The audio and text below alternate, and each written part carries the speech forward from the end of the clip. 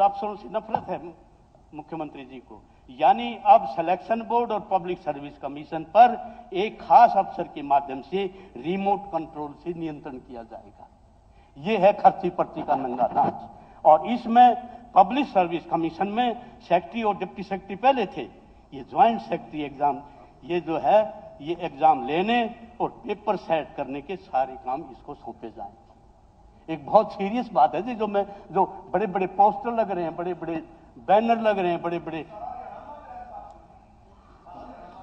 यो चलो इसमें speaker sir, इसके साथ साथ जो है मैं जाऊंगा जी करप्शन। एक आधा मिनट में मैं जरा एक अनाउंसमेंट कर दूं। माननीय सदस्यगण, मैं सदन की जानकारी के लिए बताना चाहता हूं कि the inspire India NGO Hisar के सदस्य आज सदन की कार्रवाई देखने के लिए दर्शक दीर्घा में उपस्थित हैं।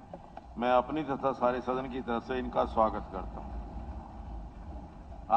स्पीकर सर, जहां तक बात जो करप्शन की, इतनी जबरदस्त करप्शन, आप किसी दफ्तर में चले जाओ, बगैर पैसे काम नहीं होता।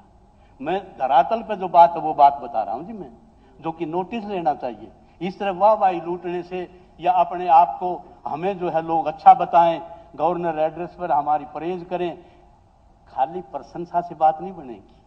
आलोचना सुनने की ताकत रखो, और आलोचना को सराहने से पर्सनैलिटी बढ़ती है, घटती नहीं है। मैं आपको बताऊं, एक मैं आपके सामने जिक्र करूं जी, एक आया है पैरा 14 में, जो 2023 में इन्होंने लिखा आपने, 2005 मामलों में 152 रेड करी, 256 आरोपियों को किया गिरफ्तार। भ्रष्टाचारियों की प्रॉपर्टी होगी अटैच, अब उच्च रैंक के अफसरों पर होगी एसीबी की नजर। स्पीकर साहब, डीजीपी साहब भी कहते हैं कि उच्च रैंक पर ध्यान इसलिए दिया गया है क्योंकि रैकेट जो है वो ऊपर से चलता है, ये उन्होंने मानना है। ये इसमें तो इसमें जिस ढंग से मतलब इसका आउटकम कुछ नहीं निकला। आउटकम निकला मैं बताऊं, आउटकम निकला 82 जांच की पूरी की, और उसमें 37 आरोप सिद्ध नहीं होने से इंक्वायरियां बंद कर दी। क्या का रेड है जी, वाहवाही लूट ली, इतने पकड़े, इतने पकड़े, इतने पकड़े, इंक्वायरियां बंद हो रही हैं। लोग सिफारिश रिश्वत देके इंक्वायरियां बंद करवा रहे। ये करप्शन का एक, करप्शन के ऊपर और करप्शन कर। तो मैं आपको बताऊं कि सबसे अधिक पुलिस के 49 और राजस्व 21 कर्मी फंसे। तो इसमें स्पीकर साहब सबसे बड़ी बात है, इसकी डिटेल रिपोर्ट भी देनी चाहिए कि ये इंक्वायरियां हुई, ये पकड़े, इनके खिलाफ क्या क्या इनको सजा हुई, किसको सजा हुई, किसको क्या मतलब रिकवरी हुई ना हुई, स्टेट को क्या फायदा हुआ। तो किसानों से एफपीओ के नाम पर करोड़ों रुपए लूटे। एक बहुत बड़ी बात मैं बता रहा हूं आपको, एफपीओ के नाम से करोड़ों रुपए लूटे।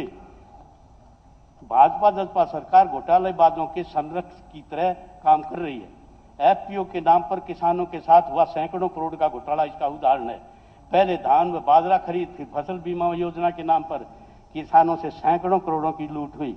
अब किसानों के करोड़ों रुपए हड़पने के लिए फर्जी किसानों के नाम पर फर्जी एफपीओ बनाए जा रहे हैं।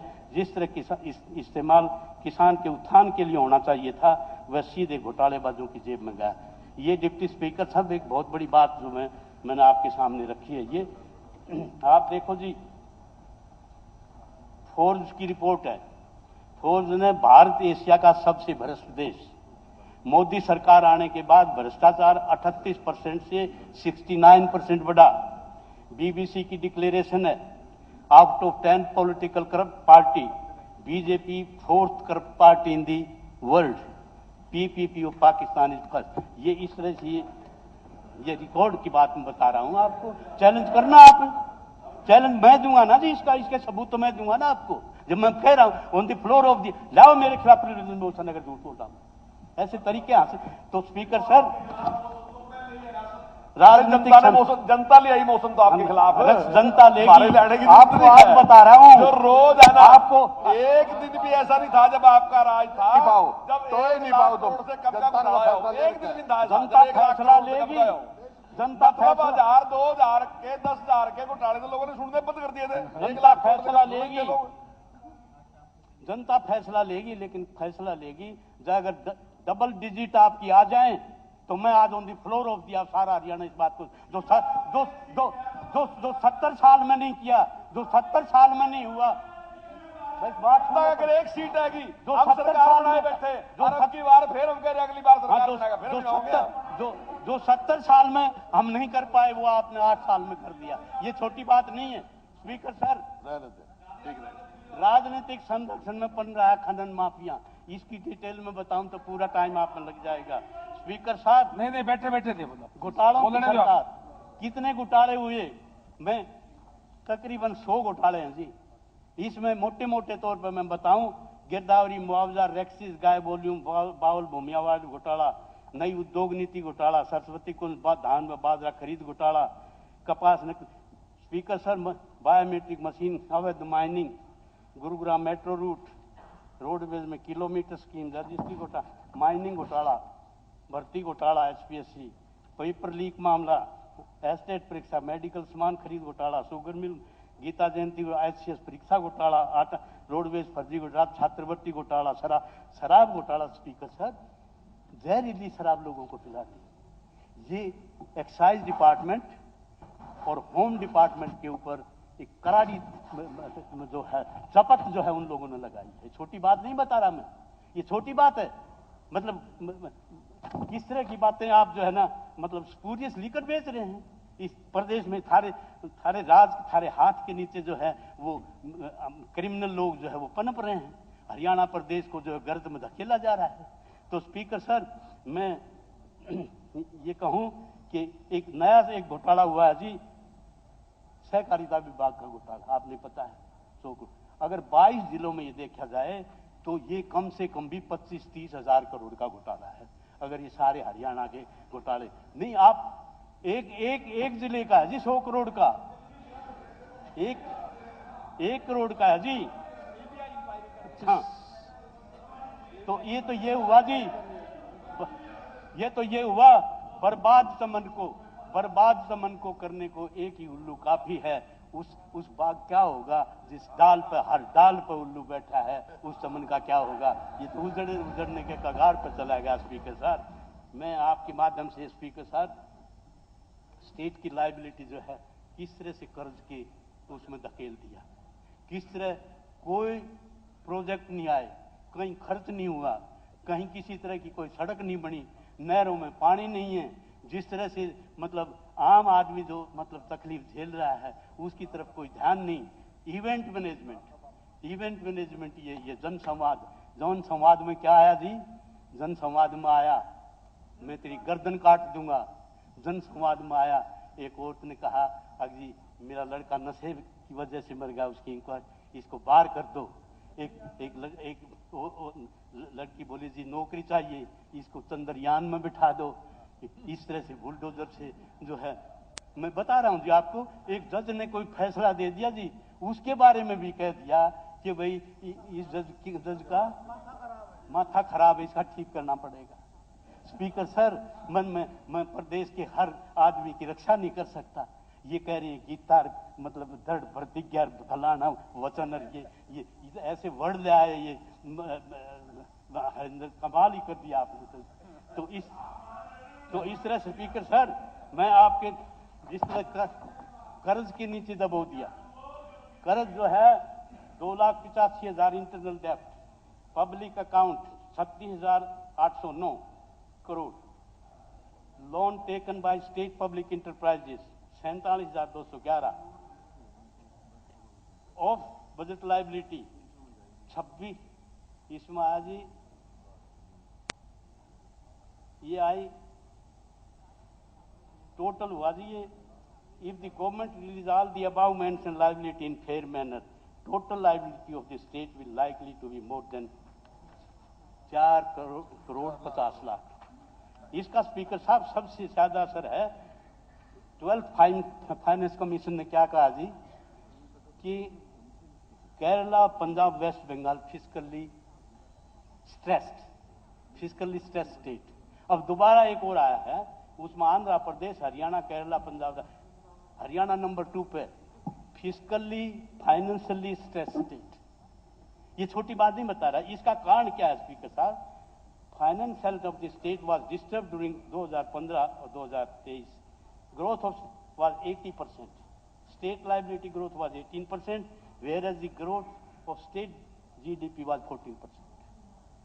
Where reverse was the position during 2005-2014 के बीच में liability growth was 14% as against the GDP 18%. ये जवाब देने चाहिए जी, मैं रिकॉर्ड पर बात कर रहा हूँ. आपने कर्ज के नीचे दबा दिया. हर जब बच्चा पैदा होता है हरियाणा में तो हर बच्चा 2 लाख रुपए का कर्जा लेकर अपने सिर पर पैदा होता है. ये छोटी बात नहीं कर रहा है जी. तो इस बात को लेके स्पीकर सर, एजुकेशन का आप देखो जी, एजुकेशन टाइम 29 मिनट हो गया ना जी, देख लो आपके सामने. आप मेरा बस 10 इसमें जो है ना जी, एजुकेशन में स्कूल बंद हो रहे हैं. स्कूलों में कौन बच्चे पढ़ रहे हैं जी? मैं सदन की जानकारी के लिए, पूरा हरियाणा इस बात को जानता है. सरकारी स्कूलों में किसी एमएलए का, किसी रिश्तेदार का बच्चा पढ़ता हो तो मेरे को बता दो, हाथ उठा के बता दो भाई मेरे बच्चे सरकारी स्कूल में पढ़ते. छोड़ यार, मैं स्कूल नहीं, आप सुनिया नहीं ना, स्कूल की बात कर रहे हो. कॉलेजेस में 8,000 पोस्ट है, सैंक्शन पोस्ट 3,000 है, 5,000 खाली पड़ी हैं. कॉलेजेस की बात करता है पंडित जी, और घनी बात बता दूंगा कॉलेजेस की तो मैं. तो इस बात को लेकर स्पीकर साहब, डिप्टी स्पीकर साहब, मतलब स्कूलों में इस तरह से मामला हो रहा है सारा. फिर आज बेटी बचाओ बेटी पढ़ाओ, बेटी बचाओ बेटी पढ़ाओ में स्पीकर साहब, डिप्टी स्पीकर साहब, लापता है लाखों महिलाएं. एडिटोरियल दैनिक ट्रिब्यून का तंत्र के साथ समाज विकास. स्पीकर सर, कादियान साहब नीचे से इशारे करेगा, हम सारे रह जाएंगे. नहीं, ये जो सेक्स रेशो की हम बात कर रहे हैं, ये धरातल पर दूसरी उनका अधिकारों का आनंद हो जाए. स्पीकर साहब, हेल्थ की बात करते हैं, मैं आपको हेल्थ बताऊं. 3 प्रेग्नेंट औरत गुड़गांव के सिविल अस्पताल में एक बेड पर मिली.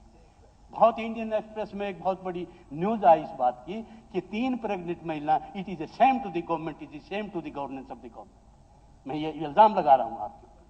तो इस बात को लेके मैं आपके ये बताऊं कि भाई किस तरह से जो है सरकारी हॉस्पिटल में जो है किस तरह से लोग जो है वो करते हैं. और महंगाई की बात मैं स्पीकर साहब करूं, महंगाई कितनी जबरदस्त महंगाई.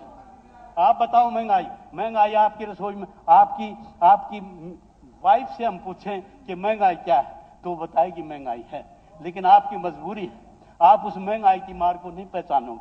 आपका तो भाई पूरा आपने तो मामला. तो इस बात को लेकर स्पीकर साहब, 6.64 महंगाई देश में, हरियाणा में नंबर 1, बेरोजगारी में नंबर 1, महंगाई में नंबर 1. झारखंड में 3.61, पंजाब में 3.55, राजस्थान में 5.05, उड़ीसा में 3. ये महंगाई की दर मैं आपको कोट कर रहा हूं. इसके साथ साथ स्पीकर साहब ट्रिपल पी की बात कर रहे हैं.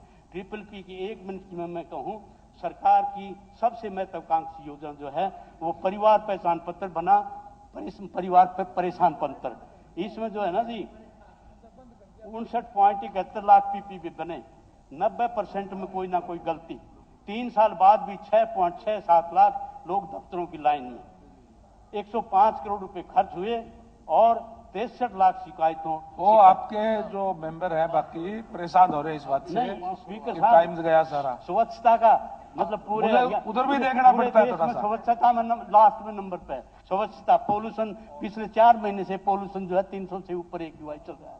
मैं आपके माध्यम से तो इस बात से स्पीकर साहब मैं आपको बताऊं कि आज हरियाणा प्रदेश के लोग गूंगी, बहरी और निकम्मी सरकार को जो है वो बाई टूथ एंड नेल वो उखाड़ना चाहते हैं. और जब आप जाओगे तो इसका इंजाम आपने भुगतना पड़ेगा. ये मेरी बहुत बहुत धन्यवाद स्पीकर. ठीक है. नहीं डॉक्टर RS कादियान जी, भाई जो भी अपने माननीय सदस्य जितना समय लेंगे वो अपनी पार्टी के सदस्यों का लेंगे. बता दिए भाई. Thank you speaker sir. आपने मुझे गवर्नर साहब के अभिभाषण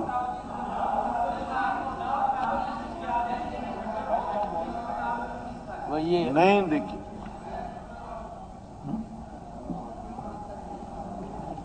नाम तो क्या है, जब ये सभी 4-4 मिनट के लिए सभी का आएगा टाइम। अगर कोई दूसरे माननीय सदस्य किसी भी पार्टी के ज्यादा सदस्य लेते हैं तो उनका नंबर कट जाएगा। चलो अब सबको मैंने 10 के 10 सदस्य बोले अब जो जननायक जनता पार्टी के हैं। थैंक यू स्पीकर अभी मैंने एक मिनट, अभी मैंने माननीय सभी जो लीडर ऑफ द पार्टी हैं उनसे बोलने के बारे में जो माननीय सदस्य बोलना चाहेंगे उनकी सूची मेरे पास कांग्रेस पार्टी की तरफ से आई है। मैं माननीय जो हमारे भारतीय जनता पार्टी की तरफ से भी आ गई है, जननायक जनता पार्टी की तरफ से अगर कोई सूची आएगी, आ गई है, ये 3 लोगों के नाम आ गए हैं, तो ये मेरे पास आ गए, मैं इनको ही बुलवाऊंगा। हाँ जी, थैंक यू। कांग्रेस के हैं डॉक्टर RS कादियान, राव दान सिंह जी, श्री कुलदीप वत्स जी, श्री चिरंजीव राव जी, श्री शीशपाल सिंह जी, श्री नीरज शर्मा जी, श्री आफ्ताब अहमद जी, श्री जगबीर सिंह जी मलिक, श्री प्रदीप चौधरी जी, श्री जयवीर सिंह जी, श्री मेवा सिंह जी और श्री सुरेंद्र पवार। ये 12 लोगों के नाम अभी आए हैं। और जननायक जनता पार्टी की तरफ से श्री रामकरण काला जी, राम कुमार गौतम जी और रामनिवास जी सुरजाखेड़ा। भारतीय जनता पार्टी की तरफ से घनश्याम दास अरोड़ा जी, श्री अभय सिंह यादव जी, श्री राम कुमार कश्यप जी, श्री किशन मिड्डा जी, श्री दीपक मंगला जी, श्री सत्यप्रकाश जरावता जी और श्री लीलाराम जी। ये नाम जो आए हैं। Shri RS Kadian ji. Thank you speaker sir. आपने मुझे गवर्नर साहब के नहीं किसी को नहीं, ये क्या तमाशा है? कोई kindly bring the house in order. कोई आदमी खड़ा हो। कादियान साहब ऑर्डर में है, आप बैठ जाइए। क्या ऑर्डर? ईश्वर जी प्लीज बैठ जाइए। हाँ जी, कोई बात नहीं, अगर रिवाइज लिस्ट आएगी तो उस रिवाइज लिस्ट को देखेंगे। आप बैठ जाइए। हाँ जी कादियान साहब। Thank you speaker sir. आपने गवर्नर साहब के अभिभाषण के धन्यवाद प्रस्ताव पर नोट करो 12:40 मुझे बोलने के लिए समय दिया है। आपका बहुत बहुत धन्यवाद। स्पीकर सर,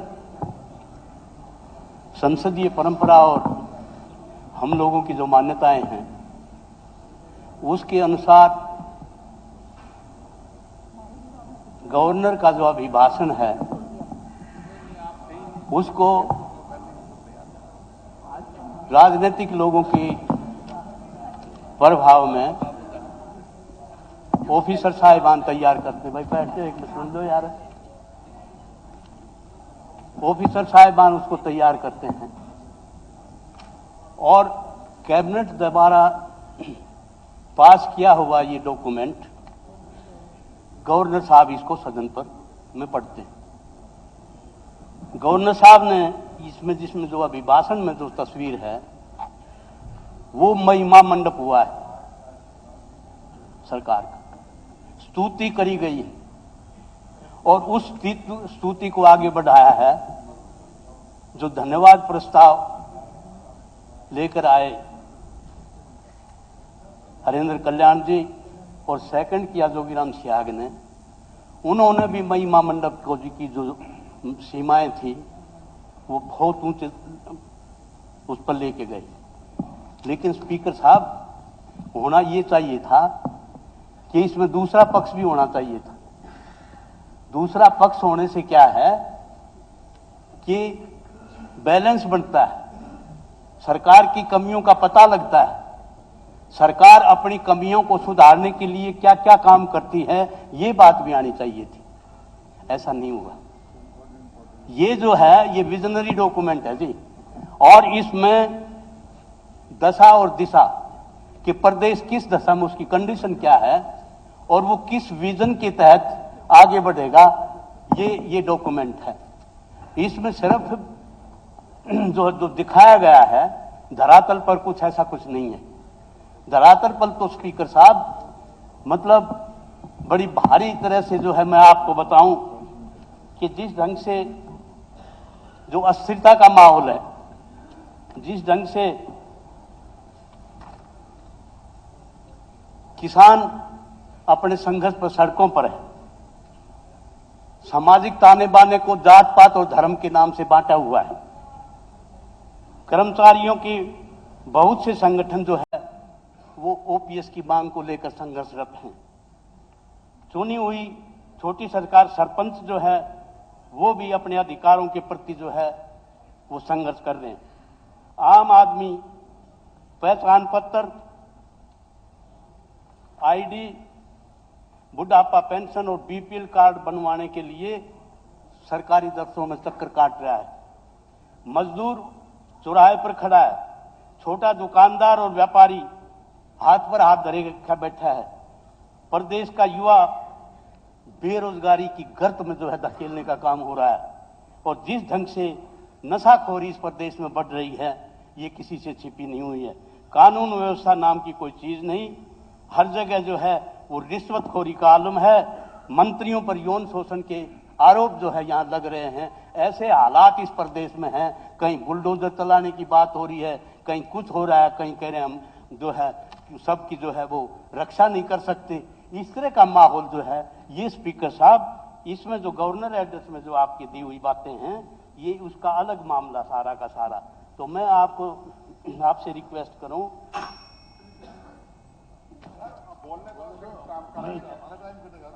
ठीक है, मैंने उनको बताना जरूरी है कि 4 मिनट हो गए। 4 मिनट नहीं जी, आप जितना दोनों आपके जिसने मोशन ऑफ थैंक्स जो मूव किया है जो 30 मिनट बोलने रिकॉर्ड देख लेना। नहीं देखा मैंने जी, वो देखा, देख लेना उसी के मुताबिक टाइम तो देंगे। इसमें मैं आपको मैं बताऊं जी कि ये जो है ना ये इनके बस की बात नहीं है। ये क्यों हो रहा है ऐसा? इनकी कथनी और करनी में फर्क है। कथनी करते कहते थे 15 लाख जमा करवाएंगे, 2 करोड़ नौकरियां देंगे, किसानों की आमदनी दोगुनी करेंगे, मजदूरों की मजदूरी बढ़ाएंगे, अमन चैन शांति स्थापित करेंगे, चाइना के नीचे कोई अगर जमीन दबी हुई है उसको वापस लाएंगे। इस तरह के वादे हुए थे।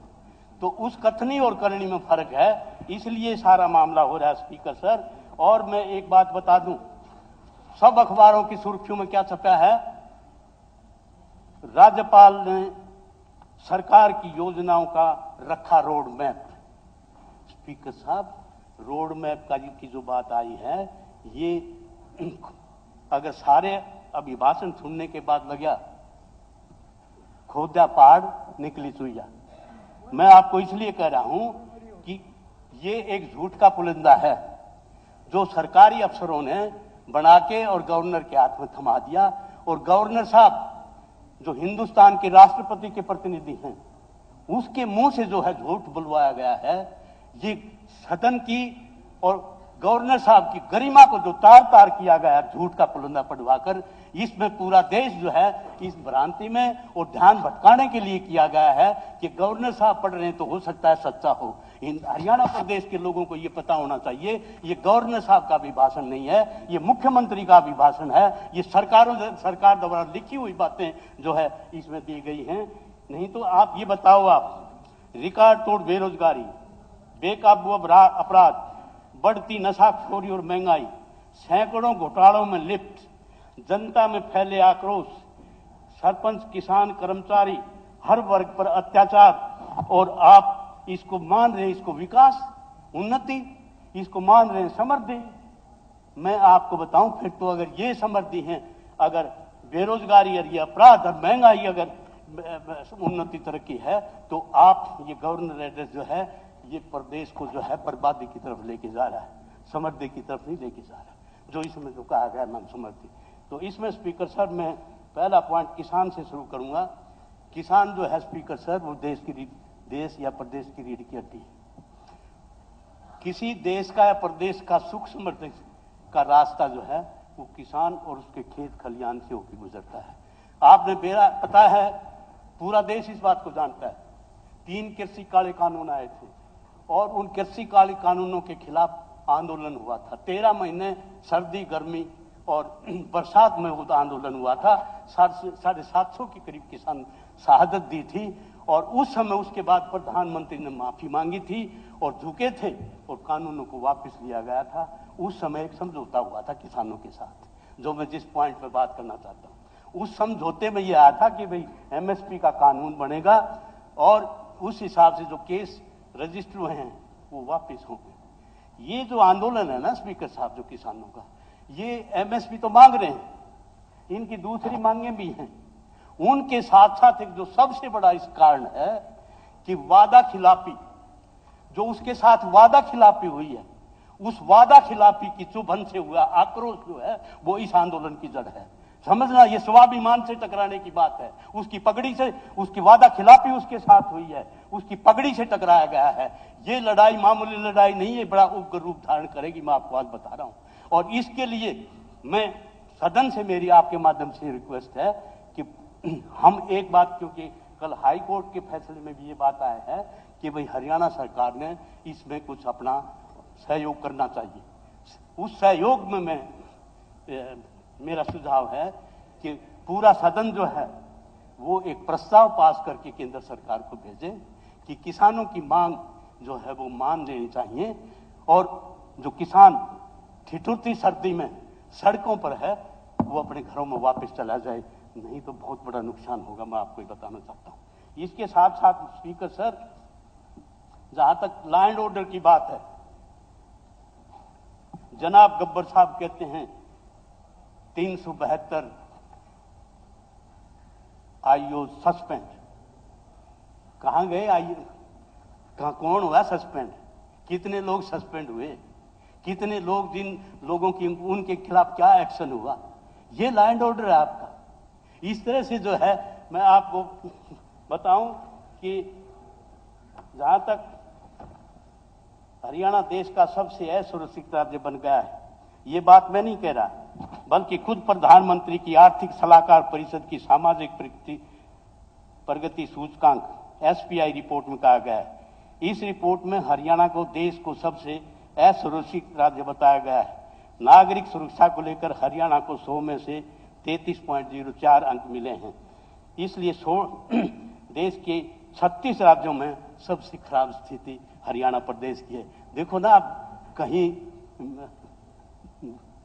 मातूराम की जलेबी की दुकान पर गोलियां चल रही, कहीं विपक्ष के नेता की कॉन्स्टिट्यूंसी है सांपला में सीताराम वहां गए भी थे विपक्षी नेता, वहां पर देखा हालात लोग कर रहे थे। ये जो राम राज्य की बात कर रहे हैं, ये देखना चाहिए कि भाई किस तरह गोलियां चल रही हैं। जहां तक एनसीआरबी की रिपोर्ट है, ये बड़े बड़े चौंकाने वाली रिपोर्ट है जी। मर्डर 1020, एनसीआरबी तीसरा नंबर है पूरे देश में। रेप 1787, तीसरे नंबर पर है हरियाणा। रेप 376, दूसरे नंबर पर है। रेप 377 में जी 100, ये पहले नंबर पर 377 में पहले नंबर पर देश में हरियाणा। क्राइम अगेंस्ट वुमेन 16,743, एक नंबर पर हरियाणा। आईपीसी क्राइम 1,25,435, दूसरे नंबर पर हरियाणा। इस तरह से speaker sir, IPC crime theft 10,426, तीसरे नंबर पर। इसी तरह आईपीसी क्राइम सेक्शन 454 1591, दूसरे नंबर पर Haryana. Robbery offences against property